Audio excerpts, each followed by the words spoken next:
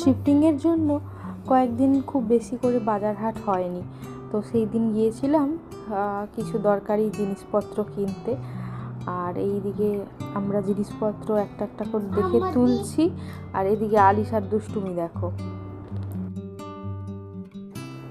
আর আমরা প্রথমেই যে সুপার মার্কেটটাতে গিয়েছিলাম ওখান থেকে প্রায় যা যা নেওয়ার ছিল সবই নেওয়া হয়ে গেছে। হ্যাঁ, আর এখান থেকে যা যা নেওয়ার এই দেখো চলে এসেছি একদম বিলিংয়ের লাইনে। এখান থেকে নিলাম বেশ কিছু ফ্রোজেন আইটেমস, তারপরে হ্যান্ড ওয়াশ, টুকটাক সবজি, আর বানানা কেকটা এখানে বেশ ভালো পাওয়া যায়।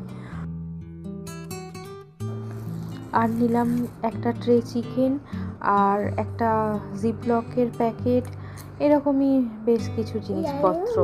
চলো, প্রায় সব কিছু নেওয়া হয়ে গেছে, আর এদিকে বিলিংও প্রায় কমপ্লিট। এরপর এখান থেকে বেরিয়ে আমরা যাব আরেকটা সুপার মার্কেটে। আর এদিকে আলিশাকে দেখো বাবাকে হেল্প করার জন্য ব্যাগ এগিয়ে এনেছে। আর ওখান থেকে বেরিয়েই দেখো পাশে ক্যাফেটেরিয়া থেকে নিয়ে নিয়েছি চা। আর এই দেখো চলে এসেছি এখন অন্য একটা সুপার মার্কেটটাতে।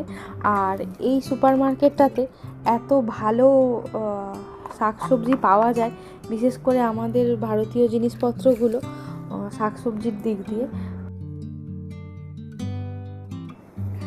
আর একদম চারিদিকে দেখো শাক সবজি, আর এদিকে ফল মূল পুরো ভর্তি, কোনটা ছেড়ে কোনটা নেব এই আর কি। আর এই বছর কিন্তু এখানে বেশ ভালো আম পাওয়া যাচ্ছে। আর চলো আর কি কি নেওয়ার দেখে নিই। বলো, ওটা কি?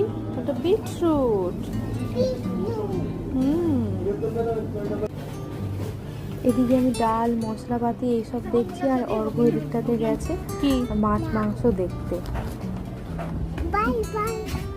বাবার কাছে যাবে, অন্য কোথাও যাবে না।